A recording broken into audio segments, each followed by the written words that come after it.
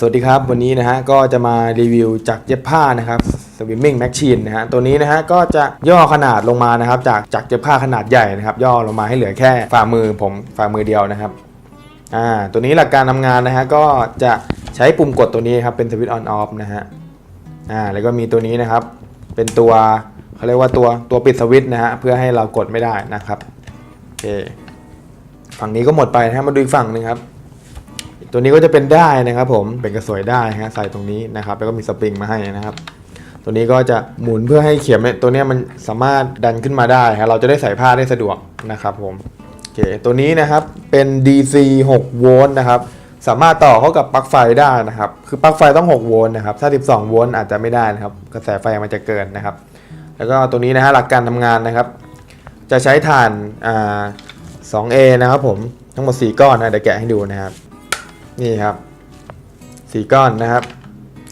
โอเคดูอุปกรณ์เสริมก่อนครับว่ามีอะไรบ้างนะครับตัวนี้นะครับจะเป็นหมุดนะครับผมไม่ใช่ที่ตีกอล์ฟนะฮะตัวนี้เป็นหมุดนะครับเป็นหมุดที่เอาไว้ใส่กับ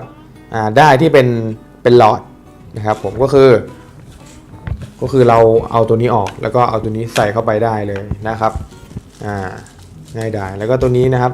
เป็นเข็มมาให้นะครับเข็มสำรองนะครับเผื่อเข็มตัวหลักมันหนักนะฮะเป็นเข็มสำรองมาให้นะครับแบบนี้โอเคแล้วก็ต่อไปตัวนี้ก็จะเป็นตัวใส่ได้เข้ากับเข็มนะครับผมตัวนี้ฮะเราก็แค่เอาตัวนี้ใส่เข้าไปในรูเข็มอย่างนี้ครับเดี๋ยวใส่ให้ดูครับนี่ครับปึ๊บแล้วก็เอาได้พันมาตรงนี้แล้วก็งัดออกนะครับได้ก็จะติดกับตัวนี้มาเพื่อให้เราใส่เข็มได้ง่ายดายนะครับโอเค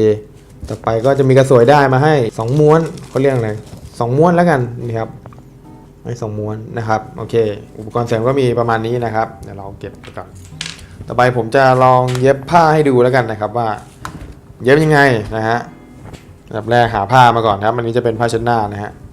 แล้วเราก็งัดตัวนี้ขึ้นนะวิธีการทำงานงัดตัวนี้ขึ้นเลยครับปึ๊บแล้วก็ลองกดดูครับไปเลยครับนี่ครับเดี๋ยวเย็บยาวๆเลยนะฮะ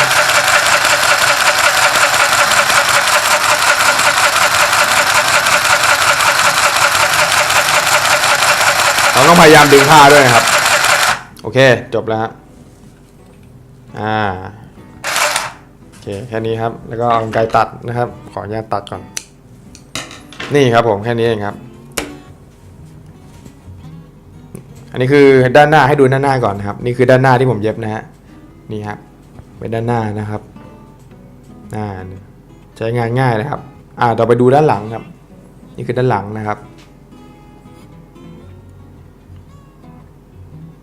โอเคถือว่าเย็บแน่นไหมเดี๋ยวลองกระชากดูนี่ครับแน่นฮะเห็นไหมฮะแน่นปึกเลยครับผมโอเคก็ประมาณนี้แล้วกันนะครับสำหรับสวิมมิ่งแมชชีนตัวนี้นะครับโอเคสำหรับใครที่สนใจก็สามารถสอบถามเข้ามาได้นะครับผมสอบถามรายละเอียดสินค้าแล้วก็สั่งซื้อเข้ามาได้นะครับโอเควันนี้รีวิวประมาณนี้แล้วกันนะครับเจอกันใหม่คลิปหน้าครับลาไปก่อนครับสวัสดีครับ